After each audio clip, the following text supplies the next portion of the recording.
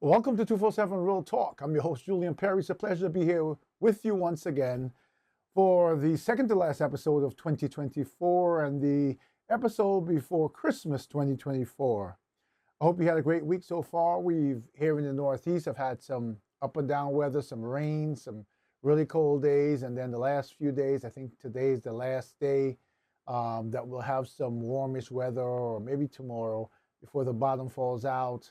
The weekend's supposed to be very cold, which puts a damper on me trying to extend my capabilities with this knee replacement to some additional DIY tasks. It's Wednesday, December 18th, as I look at my clock behind the camera, about 8:09 p.m. It's a pleasure to be here with you.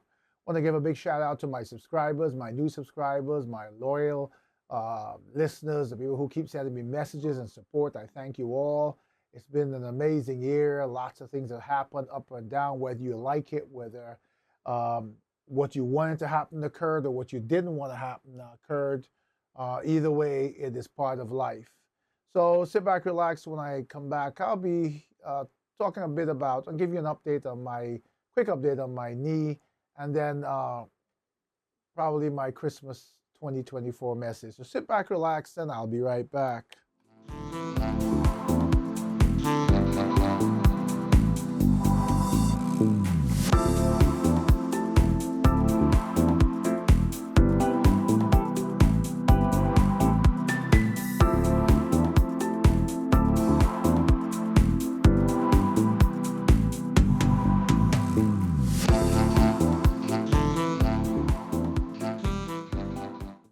All right, so I'm back. Quick episode, Christmas episode for 2024.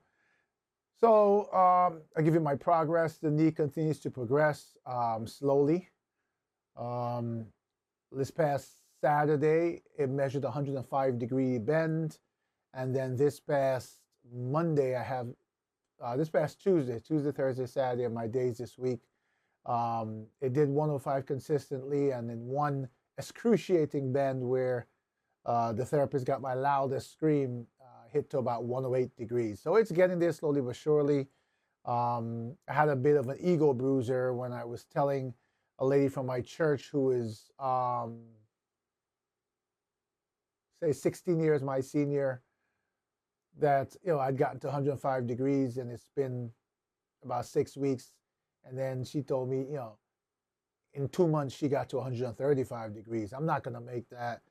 I kind of spoke to my physical therapist about it because I was feeling really down, that I feel like I was doing really badly. But this lady from church is not my size, skinnier, different bone structure. And she said, if the person is skinnier, it goes a lot quicker. There's a lot more muscle, etc., to stretch on you. And so don't expect the same results, but you are well on your way. And that gave me the boost I need to get over the bruising I got. I am climbing stairs now 1 foot above the other, the normal way, albeit slowly, and ensuring that the tip of my foot clears the top step. One of the most painful things when coming through this recovery is as you're raising the knee, the leg with the replacement knee, the front of your foot tips the top of the stair above. That can be very painful because it kind of bends it in a direction that it doesn't want to go in right about now.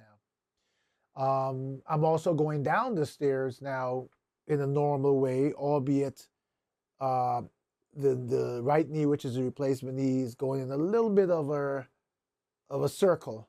And that's a start. That's how I started going up. And as you get stronger, you work on lessening this circle until the steps are one after the other. But that's a lot of progress for me.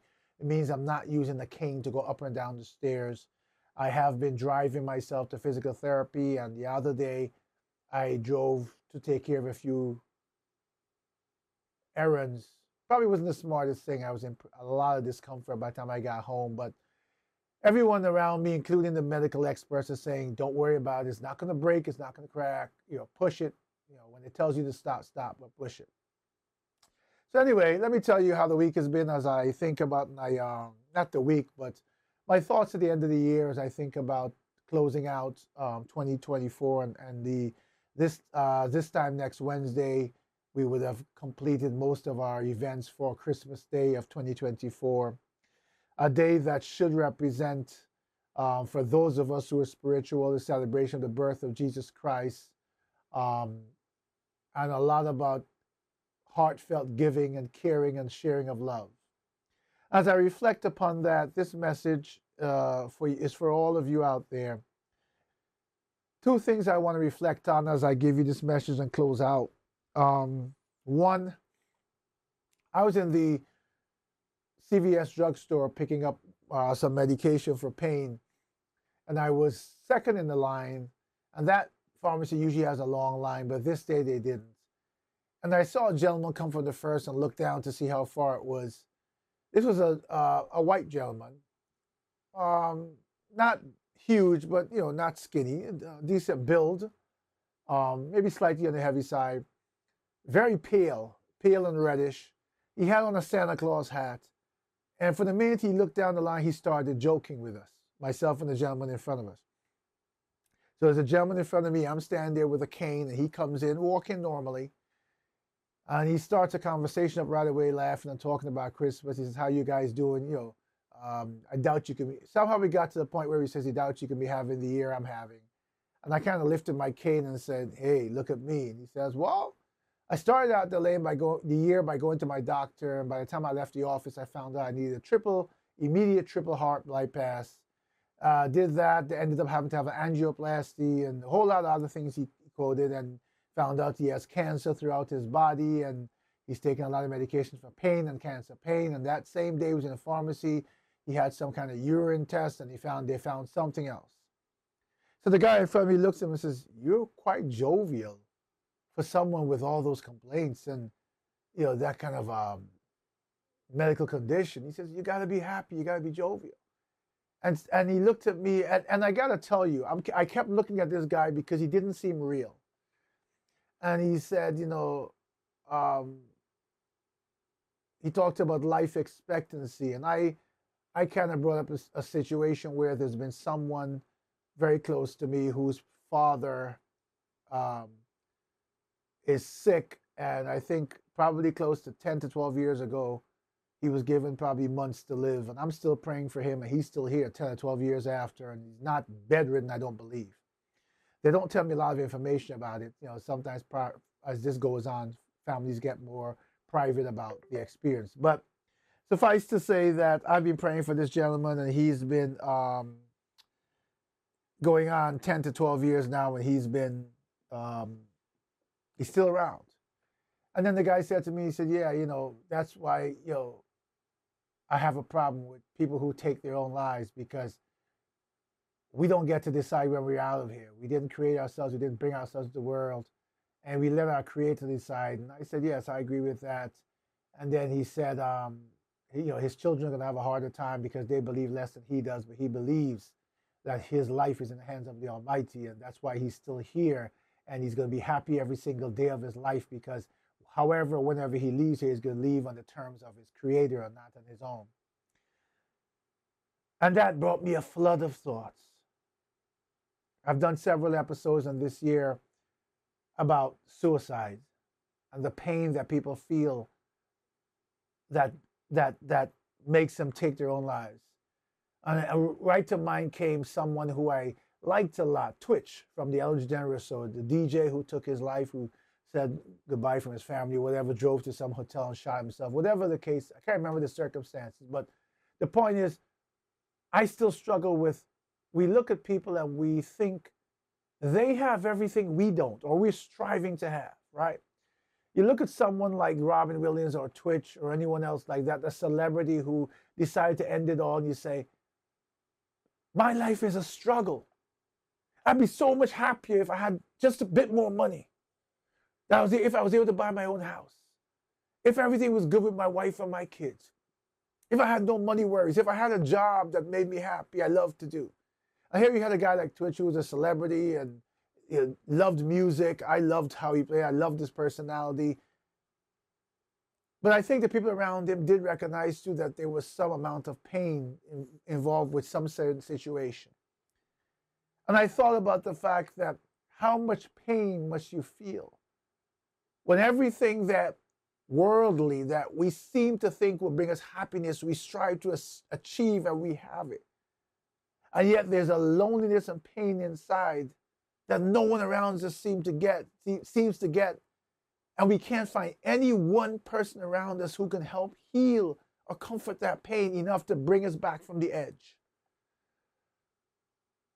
I wrote a poem or one of my writings years ago, and I intended to print it and read it tonight. And in my haste to finish tonight, with all the things I have to do, I didn't.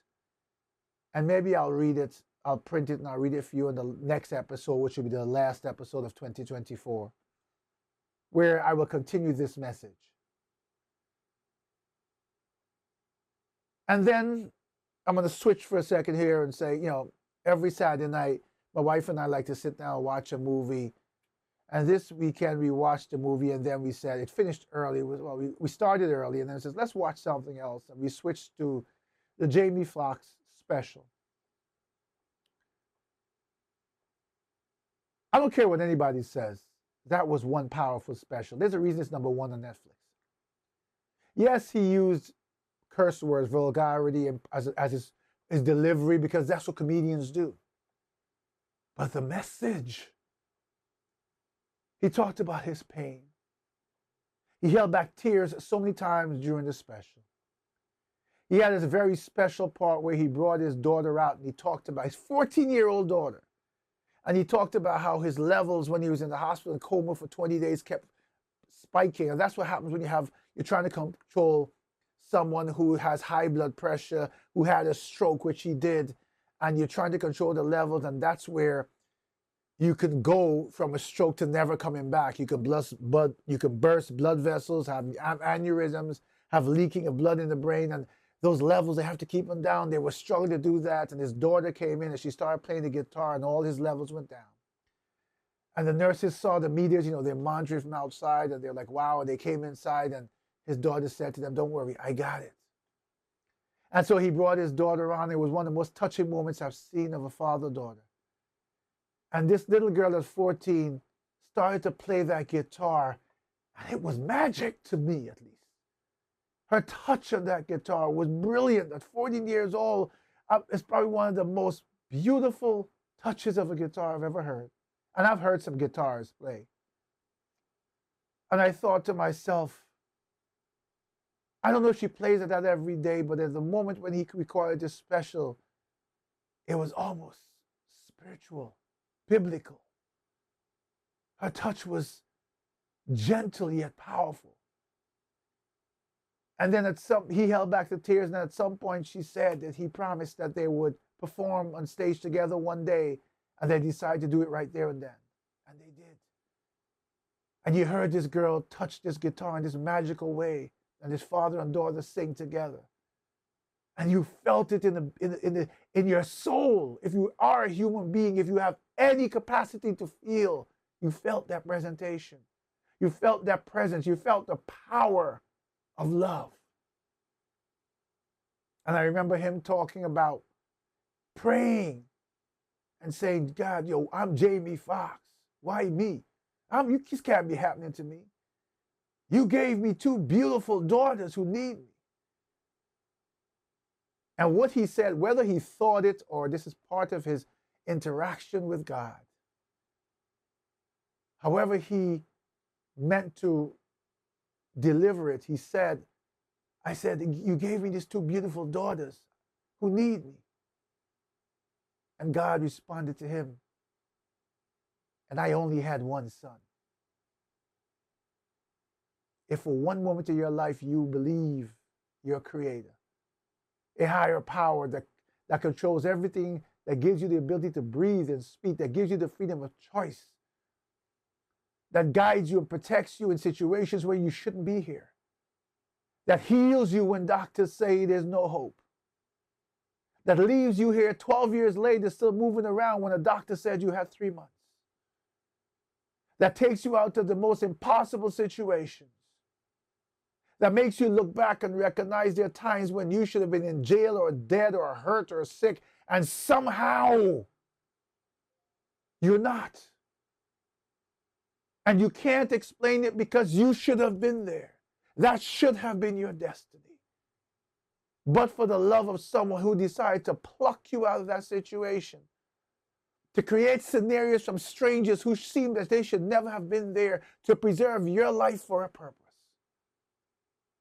That gentleman in CVS who was dressed in a Santa hat, as I walked out, he said, "God bless you." And I said, "God bless you."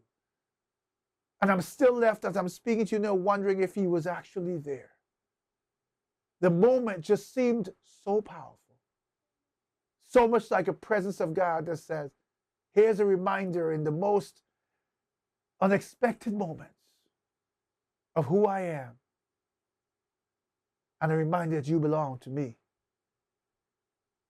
We've had a lot of things happen this year that have destroyed families, that have destroyed lives, that have showcased how much hatred lies behind the facade of some of us.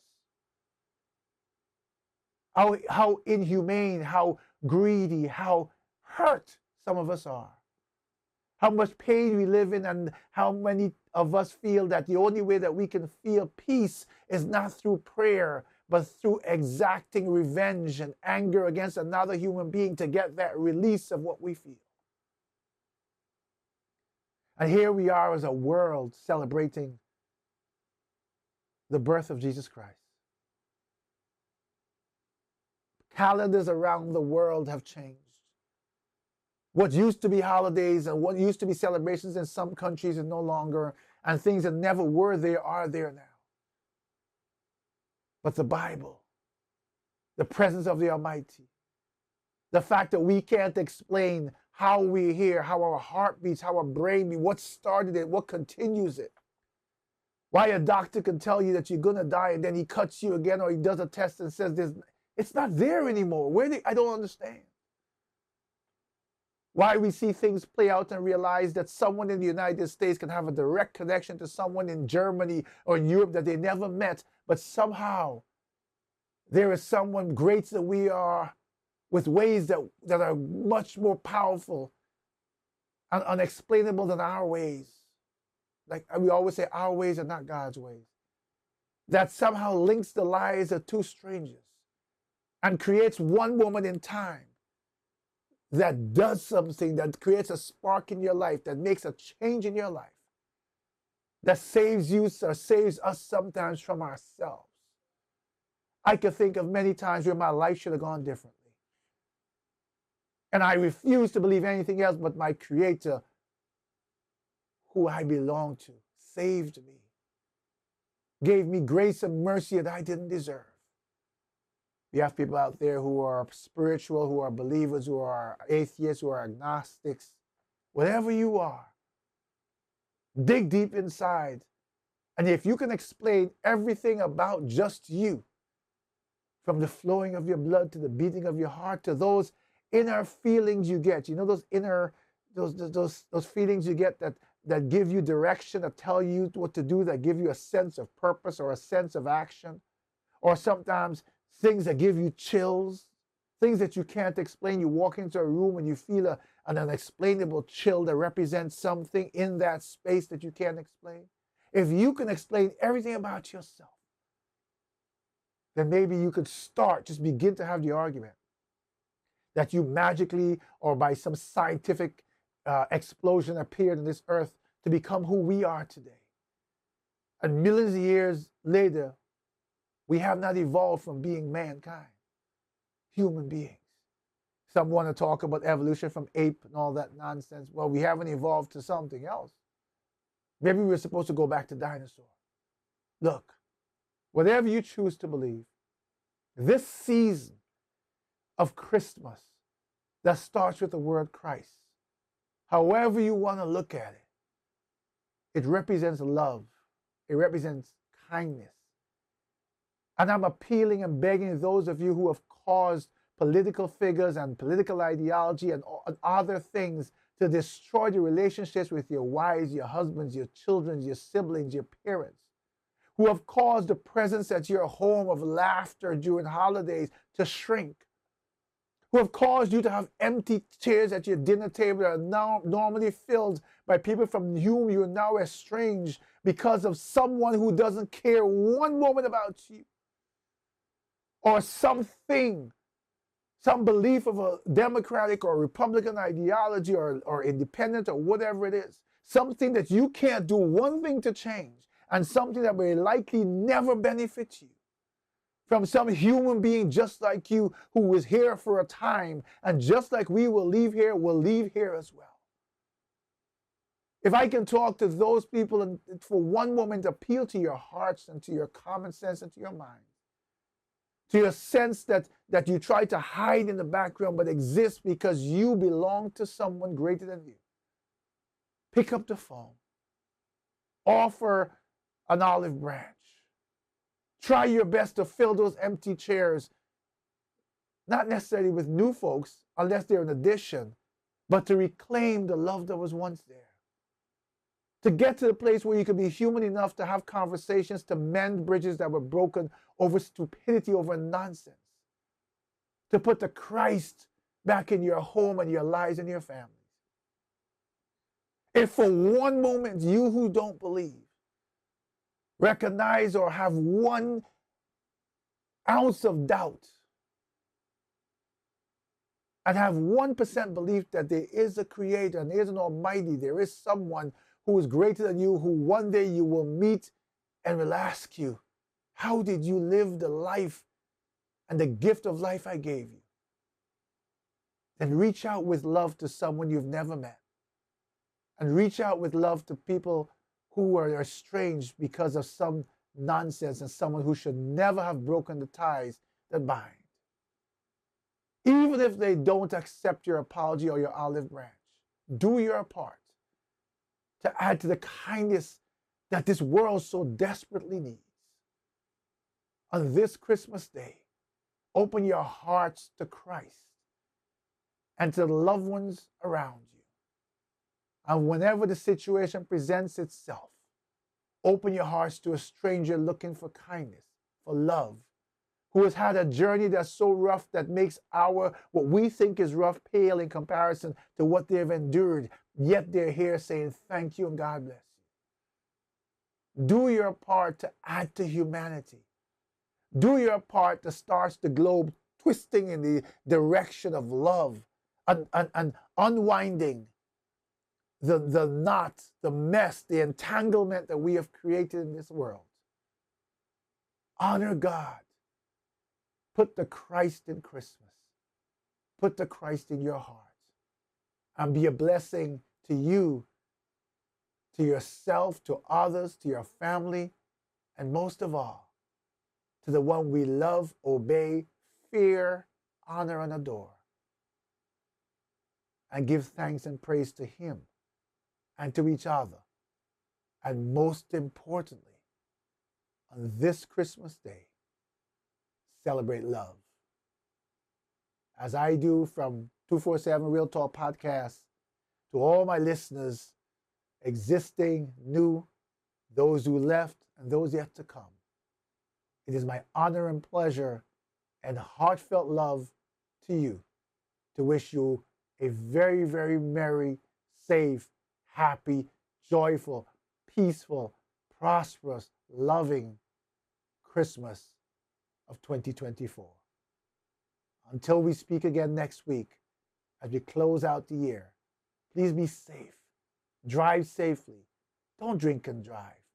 Don't cause tragedy in someone else's life because you were irresponsible. That's not love. Let's unite as the United States of America and the united world of Christ, and do as He would do unto us, in the grace and mercy that He extends to us that we can never earn and we have no right to. Let love prevail in every action you take, every word you speak, and every embrace you hold close and dear to you. I thank you so much again. From 247 Real Talk to everyone out there, a very Merry Christmas. Until the next time, please take care of yourselves, others, and everyone you meet.